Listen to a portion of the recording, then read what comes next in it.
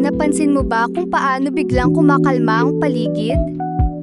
Kapag nasa ibabaw ka na ng mga ulap, sa ganitong kataas na lugar, tila nawawala ang ingay at bigat ng pang-araw-araw na buhay. Napapalitan ito ng banayad na simoy ng hangin at ng walang katapusang luntian ng kalikasan. Kung titingnan mong mabuti ang palikulikong daan doon sa ibaba, parang ang buhay lang natin, di ba?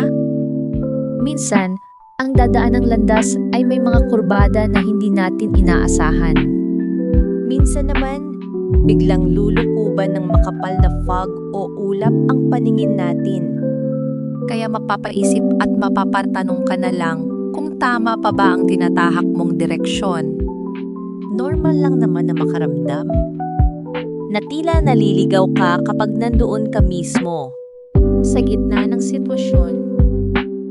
Pero ang mga sandaling tulad nito, ang tumayo sa gilid, lumingon sa ibaba, at tignan kung saan ka nanggaling, ang nagpapaalala sa akin na may dahilan ang bawat liko. Palaging napapawi ang fog. At kung minsan, ang pagiging nawawala ang mismong nagdadala sa atin sa pinakamagandang tanawin.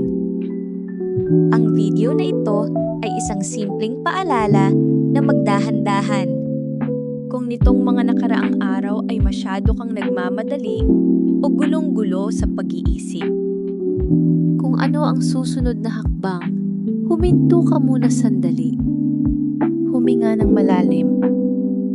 Hayaan mo ang katahimikan ng bundok ang mag-alis ng ingay sa iyong isipan.